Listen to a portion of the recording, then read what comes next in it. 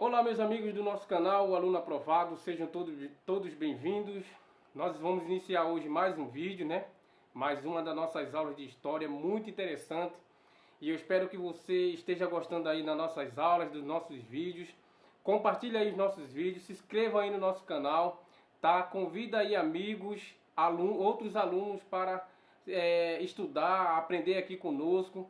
E espero que isso seja muito importante, esteja servindo como base para os seus estudos, até porque o estudo é o único caminho para o nosso futuro, ok? Então vamos já à nossa próxima aula e boa sorte, caneta e papel na mão. E a aula de hoje de história é sobre o absolutismo monárquico, tá?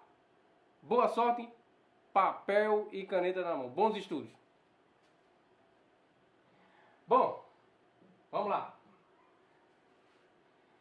Primeiro, nós já falamos aqui em aulas passadas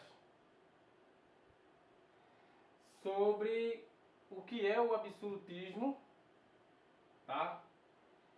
Já explicamos aqui várias vezes o que é o absolutismo, que pode ser considerado também, conhecido também como o antigo regime, tá? E esse período aqui, esse período da história aqui, é um período em que o poder central, né? O poder central, politicamente falando, está nas mãos de um monarca, de um rei, tá? E apenas ele dá a última palavra, ou apenas ele é quem fala. Por isso a palavra absolutismo, absoluto. Se a gente tirar esse prefixo aqui, ó, ismo, absoluto, alguém que é absoluto no centro de todas as coisas, tá? Porque o prefixo ismo significa aí centro, estar no centro. Então nós vamos estudar hoje o que é os estados nacionais modernos e o absolutismo monárquico. A própria palavra aqui já diz monárquico, monarquia, tá? Monarquia é um modelo político em que o rei ele é soberano, tá? Ele dá a última palavra no estado ao qual ele governa, tá bom? E os estados nacionais, nós falamos um pouquinho na nossa aula sobre expansão marítima e explicamos que os estados nacionais ele inicia-se com Portugal e Espanha, tá? Portugal e Espanha foram os principais, ou seja, deram início a esses chamados de estados nacionais modernos. Por que a palavra moderno? Porque aqui, pessoal, nesse período histórico aqui, absolutismo ou o antigo regime, é um período em que a Europa está saindo do seu período feudal, ou seja, da Idade Média para a Idade Moderna, tá? Para a Idade Moderna. Muito bem.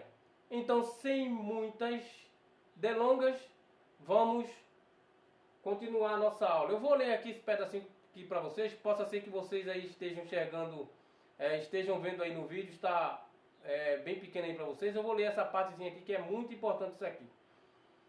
Quando nosso Senhor Deus fez as criaturas, não quis que todas fossem iguais, mas estabeleceu e ordenou a cada um a sua virtude. Quanto aos reis, estes foram postos na terra para regar e governar o povo, de acordo com o exemplo de Deus, dando e distribuindo, não a todos indiscriminadamente, mas a cada um separadamente, segundo o grau e o estado a que pertencerem. Então aqui, esse texto está falando justamente da importância ou daquilo que nós conhecemos como direito divino dos reis, Por que direito divino dos reis, professor? Porque eu já expliquei numa aula passada em que os reis são representantes de Deus. O direito divino dos reis vai dizer que os reis eram representantes de Deus e que ninguém poderia questioná-lo, tá? E nisso aqui, não só os reis, como também o Papa, né, os padres, o clero da Igreja Católica, a cúpula da Igreja Católica, também recebeu esse direito divino dos reis, que são representantes de Deus, tá? Então ninguém poderia questionar o rei. Mas nós estudamos sobre o iluminismo, tem uma aula nossa aí sobre iluminismo, assistam aí que é muito interessante, e os iluministas vão dizer que os reis deveriam sim serem questionados, tá? Então vamos lá, vamos dar início à nossa aula. Primeira coisa que a gente tem que entender, antes de conhecer de forma específica o que é o antigo regime ou o absolutismo monárquico, primeira coisa que a gente tem que conhecer é o contexto histórico que existia na Europa. O que estava acontecendo na Europa para a formação do absolutismo monárquico. Primeira coisa, a crise do século XIV. Houve várias crises, tá? Houve várias crises. E nós vamos estudar aqui, a primeira crise é a crise demográfica. O que foi que aconteceu aqui? Crise demográfica, isso quer dizer que uma grande parte da população europeia, ela vai ser dissipada ou exterminada por essa doença aqui, ó, a peste negra. Em uma aula específica, nós vamos estudar sobre isso. Mas o que foi a peste negra? A peste negra foi uma doença causada por pulgas de ratos, tá? Pulgas contaminadas pelos ratos, que infectou uma terça parte da população europeia. Isso aconteceu devido à falta de higiene dos europeus, tá? O acúmulo de lixo, o acúmulo de resto de comida. Os europeus não eram bem, não se davam bem em relação à higiene, a tomar banho, a se limpar. E até os dejetos eram jogados nas ruas, o céu aberto, nas praças públicas. Então essa falta de higiene vai aí fazer com que acumulassem ratos e outros animais, chamando a atenção de ratos e outros animais, e esses ratos gerassem pulgas, e essas pulgas vão contaminar as pessoas.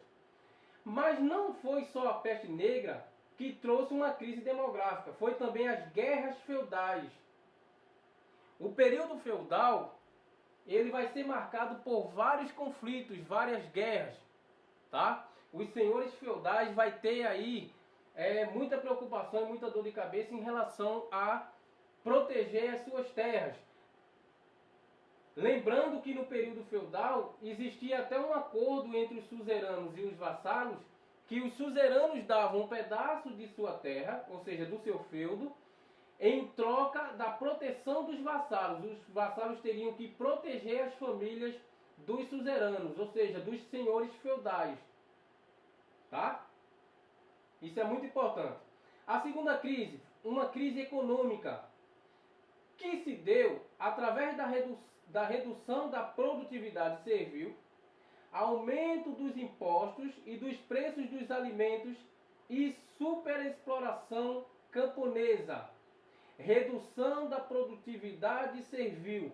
Os servos dos senhores feudais entraram aí em um estado de insatisfação, tá? Insatisfação. Eles não vão aceitar mais a dominação, a exploração dos senhores feudais.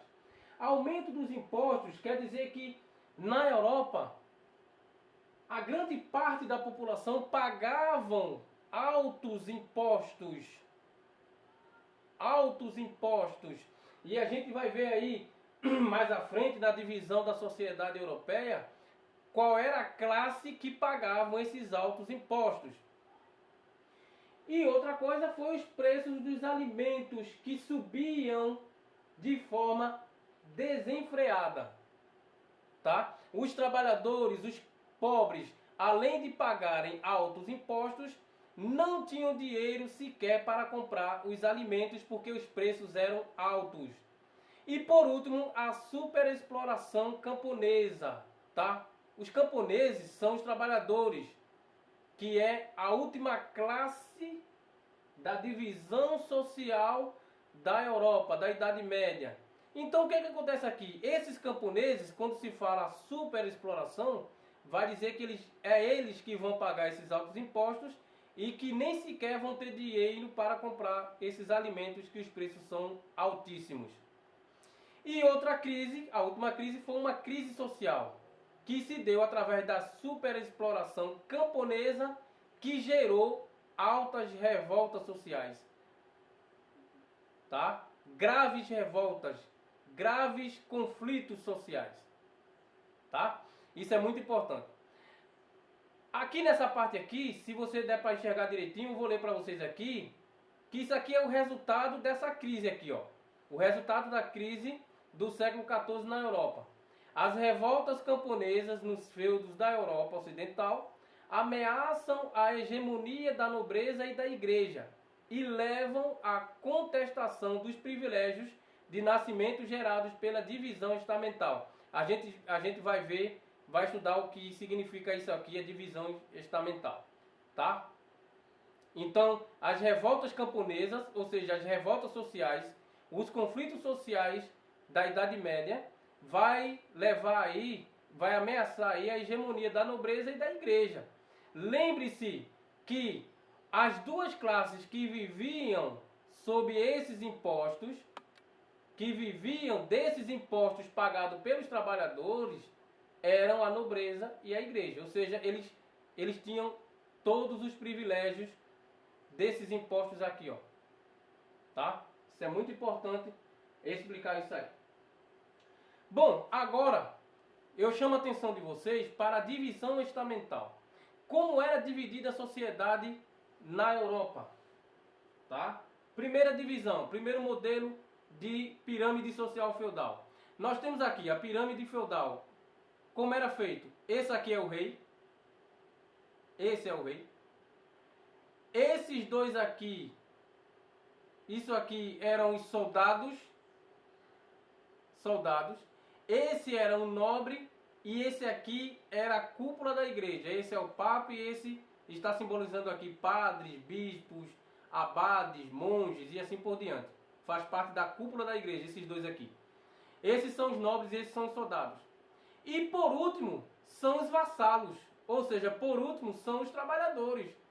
Que é quem sustenta essas classes aqui, ó. O rei, os soldados que faziam parte do exército real, os nobres e o clero. Tá? Do outro lado, nós temos o segundo modelo de pirâmide social feudal. Nesse aqui, o rei não aparece. Mas o rei está, sim, de forma indireta, no topo. Aqui só aparece nobreza e clero, que é esse aqui, nobre, e o clero. E por último, os servos, ó, que era a maior parte da população. Os servos era quem pagavam, pessoal, os impostos para bancar essas classes aqui, ó.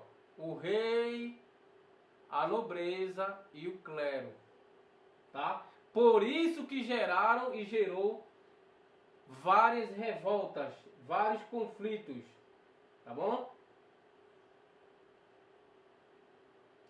Nós temos aqui agora a divisão estamental. A divisão estamental. Apesar das várias interpretações da divisão da sociedade feudal, o modelo apresentado posteriormente permite uma melhor compreensão da atuação de dois personagens fundamentais para a formação do Estado Nacional Moderno Absolutista. Quem eram esses dois personagens? Olha, os reis e a burguesia. Por que os reis, professor? Porque os reis, ele é o topo da pirâmide. É ele quem está aqui na cabeça da pirâmide. Tá? E a burguesia é quem está aqui embaixo, porque a burguesia, na sua grande maioria, eram os camponeses, artesãos, tá? Comerciantes e assim por diante. Então esses dois personagens vão ser partes fundamentais para a formação do Estado Nacional Moderno Absolutista. Outra coisa interessante, por que tem os reis e a burguesia aqui? Porque são esses dois que vão investir maciçamente na colonização de novas terras. Lembra da aula que nós demos aqui sobre expansão marítima ou grandes navegações? Pronto. Os dois grupos que vão investir na expansão marítima, ou seja, na conquista de novas terras, na colonização de novos continentes, são esses dois aqui, ó, os reis e a burguesia. Por quê? O que é que eles queriam? Eles queriam as riquezas de novas terras. Tá? As riquezas de novas terras. Isso é muito importante.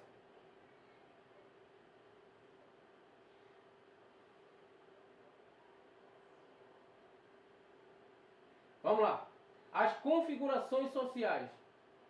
A ascensão da burguesia. Vamos lá, vamos entender aí como foi que a burguesia ascendeu, como foi que a burguesia surgiu no cenário europeu na Idade Média. O crescimento do comércio no final da Baixa Idade Média, a partir das cruzadas, fortaleceu a burguesia.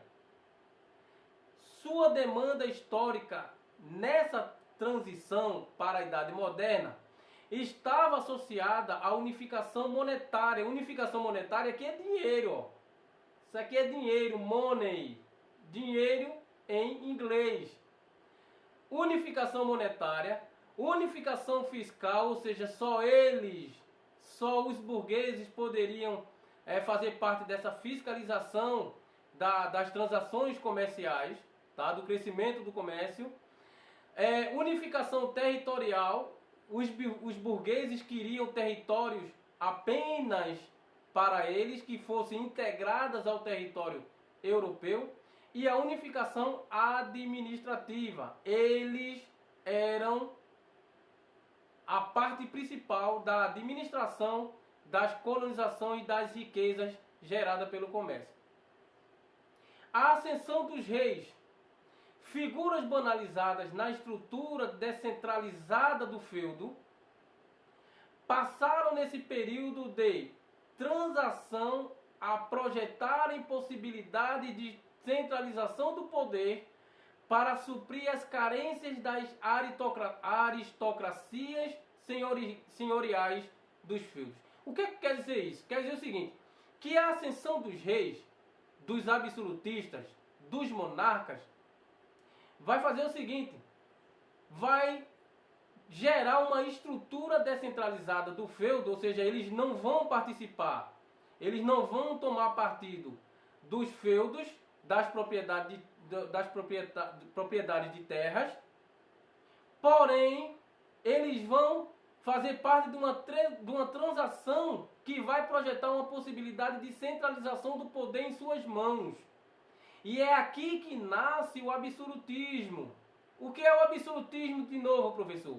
É a centralização política do poder político, aliás, nas mãos dos reis, para suprir as carências das aristocracias senhoriais dos feudos. Eles não faziam parte, eles não tinham parte com os feudos, com as terras, mas eles tinham parte com esses homens aqui, ó, senhores feudais. Esses homens aqui eram muito próximos dos reis. Muito importante saber disso. A outra coisa, a crise da igreja e as revoltas populares. O discurso teocêntrico, essa palavra aqui significa o seguinte: Deus, teo, no grego significa Deus, cêntrico, ou seja, Deus no centro de todas as coisas. O discurso teocêntrico que existia na Idade Média, que existia na sociedade europeia medieval, de uma forma tão forte, em que as pessoas eram muito ligadas à religião. Tudo era movido pela religião. Tudo era movido pela religião. Ou seja, a igreja era quem dominava a mente humana. A igreja era quem dominava a fé, a mente, o dia a dia, o cotidiano das pessoas. E era ela quem decidia quem iria para o céu e quem iria para o inferno. O discurso teocêntrico perdia força no imaginário coletivo do terceiro estado. A gente vai entender que o terceiro estado, né, a gente vai ter uma aula específica sobre isso, mas o terceiro estado aqui, lembra da pirâmide? Lembra da pirâmide? Quem é o terceiro estado? O terceiro estado são esses daqui, ó: camponeses, artesãos e burguesia. Tá? Quem é o primeiro estado? O primeiro estado é o rei. Segundo estado, o clero e os nobres. E o terceiro estado, esses três aqui: camponeses, artesão e burguesia. Então, o que é que acontece? Acontece o seguinte, que esse terceiro estado, os artesãos, os trabalhadores e a burguesia, vão questionar esse discurso aqui. Vão desconstruir esse discurso aqui. Por quê? Porque agora as pessoas não vão estar mais ligadas de forma fanática à religião, à fé. Então, quando a Idade Moderna ela surge no cenário internacional, ela destrói um argumento da fé para surgir e ganhar força a ciência, que é defendida por esse terceiro estado. Então diz, o discurso teocêntrico de Deus no centro de todas as coisas perdia força no imaginário coletivo do terceiro estado. Condutas imorais e abusos de poder do clero tratavam com a grave crise social. Veja, condutas imorais e abusos do clero. A Igreja Católica se envolveu desde o século 13, 14, até hoje no século 21, que existem aí várias investigações dentro mesmo da cúpula católica de diversos abusos sexuais dentro da Igreja Católica, principalmente a pedofilia. Vários padres, monges, abades, tudo envolvido em pedofilia. Então, aqui diz o seguinte: o terceiro estado não vai aceitar esse discurso de que Deus está no centro de todas as coisas por causa das condutas imorais e abusos da igreja, do poder do clero. Tá? O clero, ele tem esse problema, que é enfrentar as críticas pelos seus abusos e imoralidade. Por quê? Porque eles eram quem viviam do privilégio do terceiro estado aqui. O terceiro estado pagava um alto preço, altos impostos, para que esse grupo pudesse viver em privilégios, com grandes privilégios. Tá? Outra coisa interessante entender, nós vamos ter também uma aula específica sobre isso. O discurso teocêntrico, ele vai perder força, porque na Idade Moderna, o que vai ganhar o discurso, as discussões na sociedade é o humanismo. O que é isso, professor? O humanismo é: o homem estará no centro de todas as coisas. Vai sair de cena o teocentrismo e vai entrar em cena o antropocentrismo. Ou seja, o homem no centro de todas as coisas. Tá, pessoal? Isso é muito interessante. A gente vai ter uma aula específica sobre isso.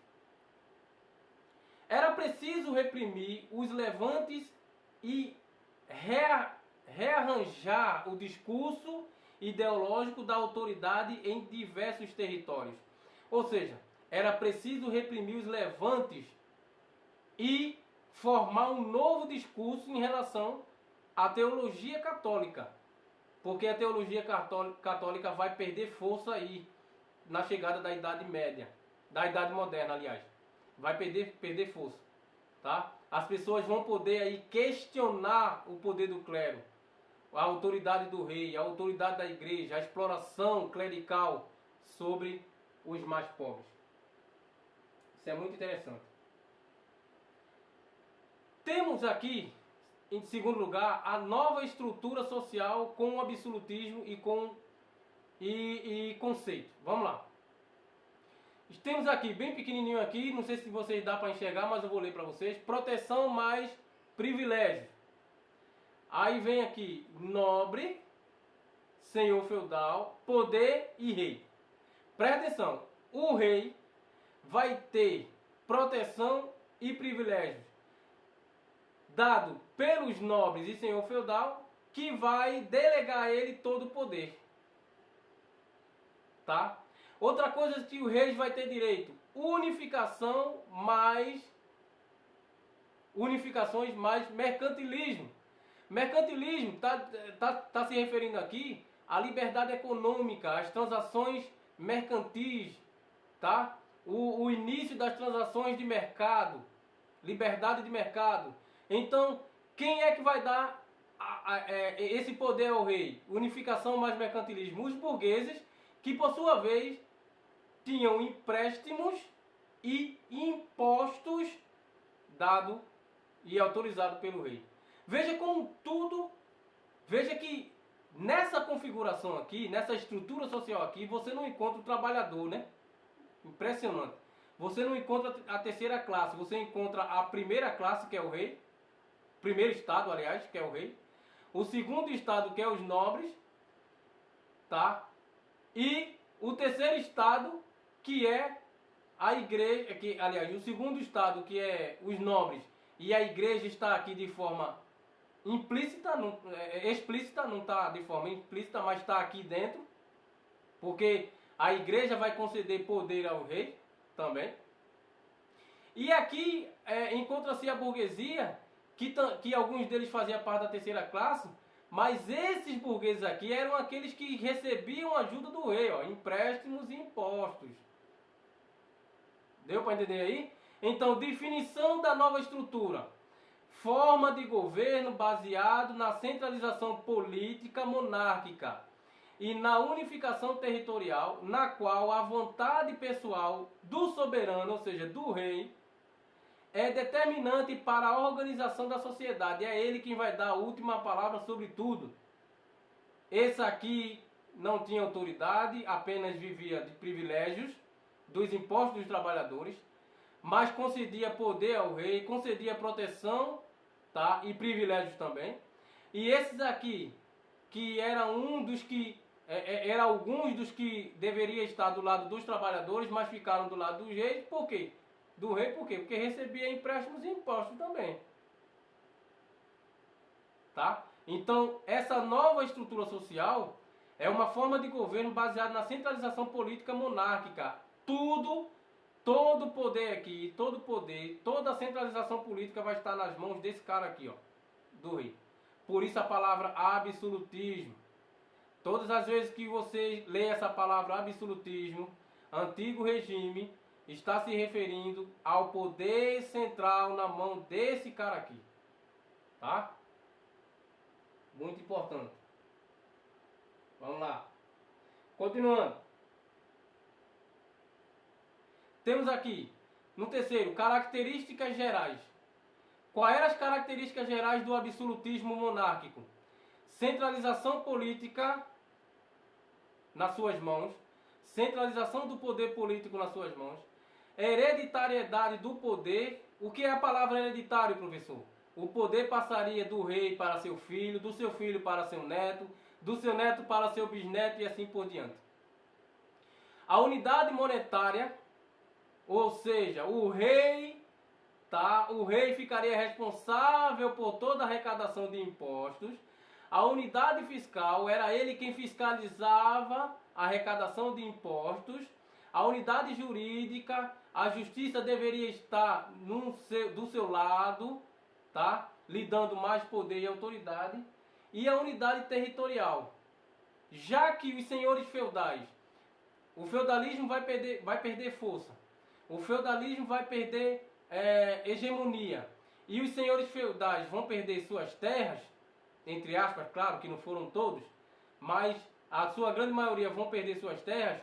A unidade territorial foi dada a esse cara aqui, a quem tinha toda a centralização política do poder político em suas mãos. Essa partezinha aqui, da centralização política até a unidade territorial, foi a formação da burocracia estatal. A palavra burocracia vem da palavra, está ligado à palavra absolutista, que é uma coisa ligada ao rei, tá? Burocracia estatal quer dizer tudo que era relacionado ao Estado tinha que ser da responsabilidade do rei. Nós temos aqui também a manutenção dos privilégios de nascimento. Lembra quando eu falei em uma aula passada que eu falei sobre a sociedade estamental, que é conhecido também como privilégio de nascimento? O que é que acontece? Na sociedade europeia existia a sociedade estamental. A sociedade estamental é definida pelo nascimento. A criança que nascesse numa família de nobres, ele seria nobre para o resto da vida. Não importasse o que ele iria fazer da sua vida, do seu futuro. Mas ele seria nobre por quê? Porque ele nasceu numa família de nobre. Já uma criança que nasceu numa família de escravos, ele seria escravo para o resto da vida. Por isso, manutenção dos privilégios de nascimento. Temos também aqui manutenção da sociedade estamental, que é essa mesma coisa aqui, ó, privilégio de nascimento. Estamental, estamento, alguém que nasce numa família real, alguém que nasce numa família de nobre e outros que nascem numa família de escravos. A formação das cortes, as cortes reais que foram formadas, que eram justamente aqui, nesses lugares onde o rei era quem vivia e comandava. Exércitos nacionais permanentes, e esses exércitos eram criados justamente para defender os reis, os nobres e o clero, nunca para defender a terceira classe, tá? E esse exército era, na sua maioria das vezes, era chamado até de exército real. Exército real, ou seja, exército que recebia ordens do rei, tá? Recebia a ordem do monarca. Temos também a economia mercantilista, que era uma economia de mercado, uma economia aberta para transações comerciais com outros continentes, com outras terras. E temos também fortes ideologias. Nesse período aqui vai ser marcado por fortes ideologias. Aí nós temos aqui três estudiosos, vamos dizer assim, estudiosos da época, né? Maquiavel, que escreveu o livro O Príncipe, o Thomas Hobbes, que escreveu o livro Leviatã, e o Bodin Boussot, que escreveu o livro Direito Divino dos Reis, que vai justamente tratar de que os reis deveriam ser tratados como representante, aqui é divino, representante de Deus. Então eles não seriam questionados. E por isso todo poder centralizado, todo poder político deveria estar centralizado em suas mãos. Tá? Por isso a palavra absolutismo, absoluto. Muito interessante isso. Quarto, nós temos ideologias absolutistas. Quais eram as ideologias defendidas pelos monarcas, pelos reis? Apesar da importância imediata da unificação e profissionalização dos exércitos e da intervenção econômica, especialmente sobre as atividades mercantis da burguesia, foi muito comum durante os séculos XVI e XVII o uso por parte das monarquias, ou seja, dos reis nacionais, de fortes ideologias para justificar o poder dos reis. Os reis usavam dessas ideologias para justificar o poder central em suas mãos. E vamos lá. Maquiavel citou essa frase: os fins justificam os meios. Aqui tem a explicação. Ó. Maquiavel afirma a necessidade de governar com equilíbrio, para se impor como fundamental a facilidade da nação e do povo e não medir limites para a afirmação do seu poder. A vontade da nação não é a soma dos interesses individuais do seu povo. Maquiavel expressa que o poder tem uma ética própria, voltada para a manutenção do equilíbrio. Com isso aqui, com a manutenção do equilíbrio em relação ao poder, Maquiavel quer dizer o seguinte, que ele vai questionar por que o poder estava nas mãos dos reis. Os reis usavam dessa ideologia para justificar o poder em suas mãos, mas Maquiavel vai dizer que o poder só era bem sucedido através de uma manutenção de equilíbrio.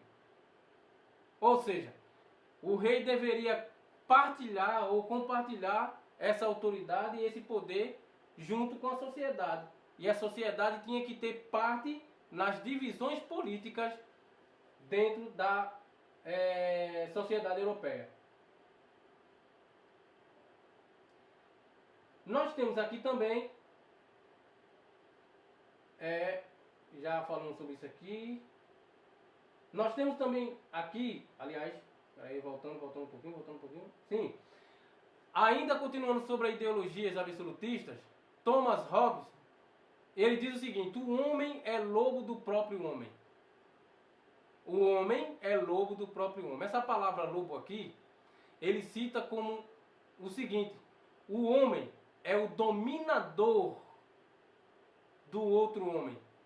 É o homem que domina o outro homem. E é o homem que se sujeita a essa dominação gerada por outros homens.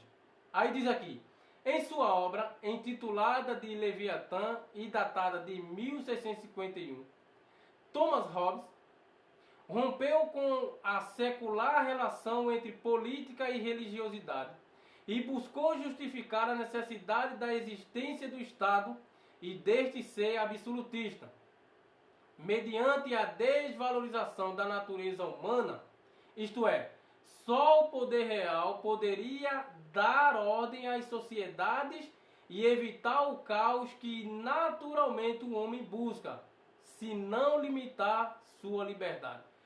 Nesse caso aqui, Hobbes está dizendo que este lobo é o rei. O homem é lobo do próprio homem. Hobbes buscou justificar a necessidade da existência do Estado. Ou seja, para que existisse um poder absoluto, para que existisse uma sociedade mais justa dentro da Idade Média, da Idade Europeia, deveria sim existir o Estado. E deste ser absolutista. Olha, Thomas Hobbes vai defender a autoridade do rei. Tinha sim que existir o Estado e esse tinha que ser absolutista.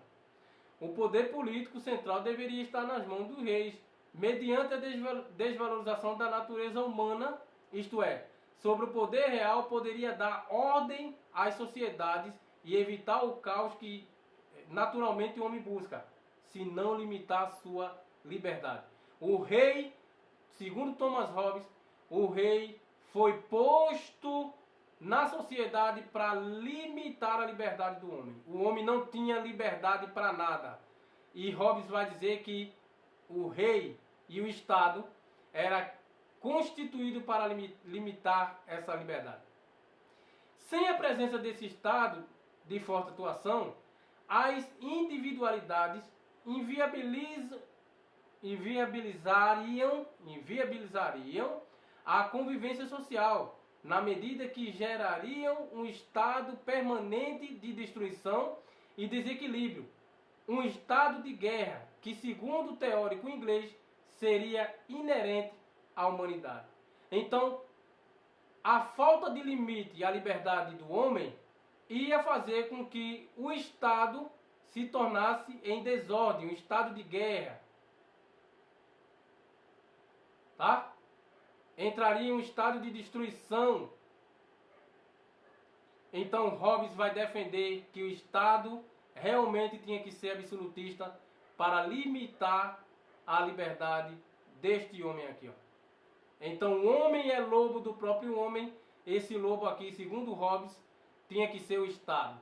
Tinha que ser um Estado absolutista para limitar as liberdades do próprio homem.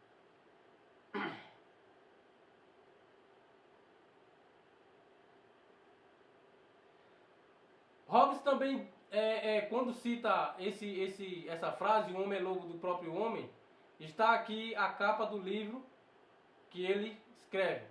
Essa é a capa do livro. Aqui em cima, veja que está a imagem do rei, ó. Tá? Com a espada na mão, a espada se refere aqui ao lado feroz do rei, e com o cetro na outra como autoridade, o domínio. Tá? Numa mão ele tem o domínio e na outra ele pode ferir quem ultrapassasse e quem não obedecesse essa autoridade real.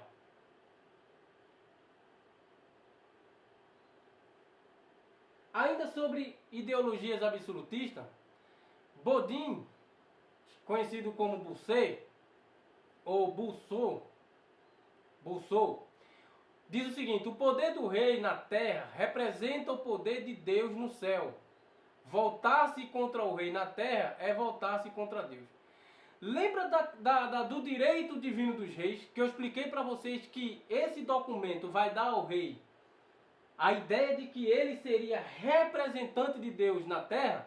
Olha aqui, um dos teóricos, um dos estudiosos da época, vai escrever a sua ideologia dizendo o seguinte: o poder do rei na terra representa o poder do rei no céu. Então o rei era representante de Deus, ele era um deus, ou um semideus, né, na terra. Voltar-se contra esse semideus na terra é voltar-se contra o próprio Deus no céu. Quem teria coragem de questionar o rei, sendo ele representante de Deus, sendo ele um semideus? Ninguém. Mas nós estudamos e aprendemos sobre iluminismo, que o iluminismo vai levar as pessoas a questionarem esse poder real.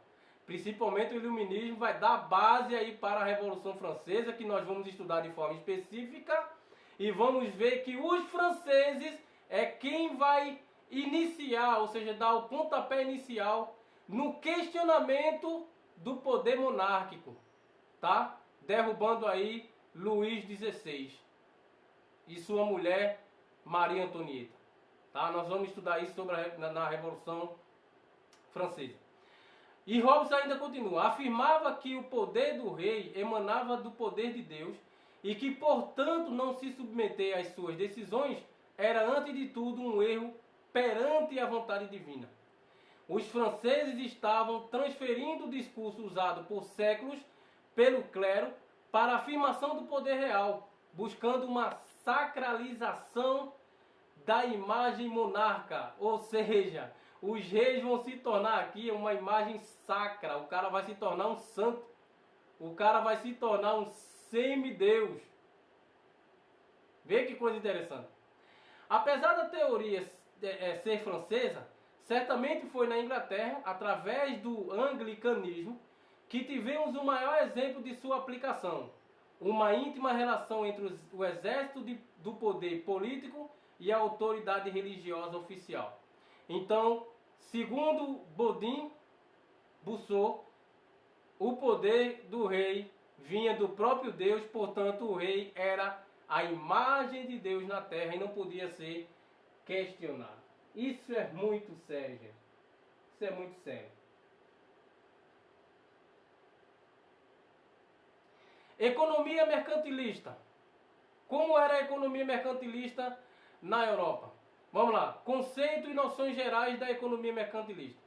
Conjunto de medidas econômicas que garantiram, tá, conjunto de medidas econômicas que garantiram a regulação dos estados nacionais absolutistas, principalmente sobre as atividades praticadas pela burguesia durante a Idade Moderna, século XV ao século XVIII.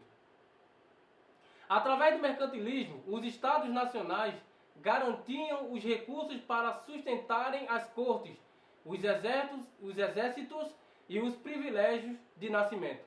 Apesar do mercantilismo voltar-se para toda a atividade econômica dos estados nacionais absolutistas, sua maior incidência esteve nas atividades provenientes das colônias.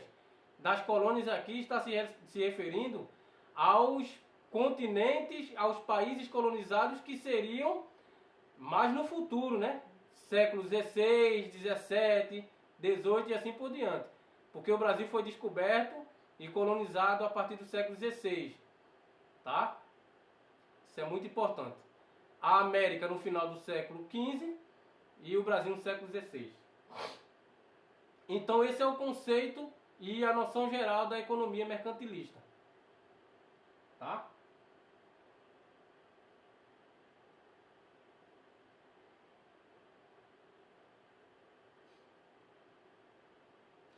Vamos lá. Ainda sobre economia mercantilista, princípios ou regras do mercantilismo. Metalismo, a gente vai estudar sobre o que é isso. Metalismo já está falando o seguinte: é a busca incessante por metais. Tá? A busca incessante por metal. Ou metais, né? Colonialismo, que é o investimento maciço na colonização de novas terras. Comercialismo, para comercializar esses metais e outras formas de comercializar, né, produtos encontrados nos países colonizados. E intervencionismo, que era a proteção alfandegária. Intervencionismo quer dizer o Estado tinha que intervir na proteção alfandegária. O monopólio ou pacto colonial. Agora aqui tem uma coisa importante. O que foi o pacto colonial? O pacto colonial foi um pacto ou um acordo em que as metrópoles ficariam responsáveis por 90% da riqueza nas colônias. Ou seja, vou dar um exemplo. Em relação a Portugal e Brasil, quem é a metrópole? Portugal. Quem é a colônia? Brasil. Então, no pacto colonial, Portugal ficaria responsável por 90% das riquezas encontradas no Brasil. Por isso recebeu o nome de monopólio ou pacto colonial. Por fim, teoria da balança comercial favorável. Quanto mais mercadorias, mais caras elas. Quanto mais mercadorias, mais barato elas se tornavam. Ou mais caras. Eu não recordo aqui agora. Mas eu vou tirar essa dúvida numa aula específica. Mas teoria da balança comercial favorável quer dizer isso. Eu acho que quanto mais mercadorias, mais barato elas ficavam. Tá? Se não for, depois eu tiro essa dúvida aí, eu volto para essa aula para a gente lembrar. Tá bom? Vamos lá.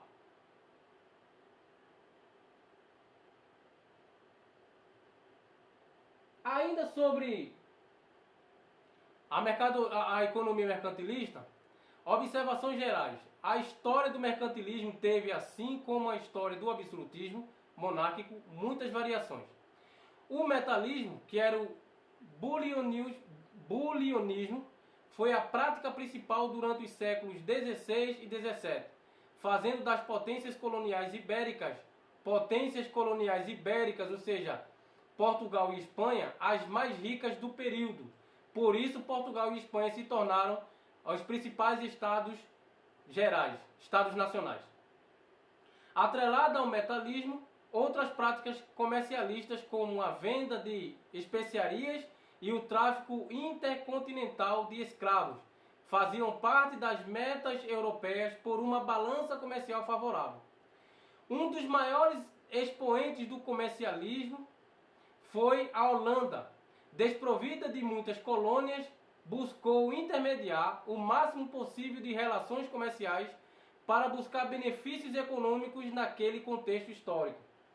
Por volta do século XVII, o industrialismo passou a vigorar, com ênfase maior na França, que é chamado de colbertismo.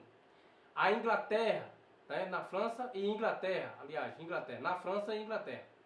As monarquias passaram a priorizar a demanda interna, evitando as importações. Daí proveio o incentivo à produção de manufaturas, que na Inglaterra foi acentuado com a ascensão política da burguesia, culminando na primeira revolução industrial do planeta, que aconteceu aqui, na Inglaterra, no século XVII. Tá? Século XVII na Inglaterra foi onde surgiu a primeira revolução industrial, e a gente vai ter uma aula específica sobre isso. Então essas são as observações gerais sobre a economia mercantilista. Tá?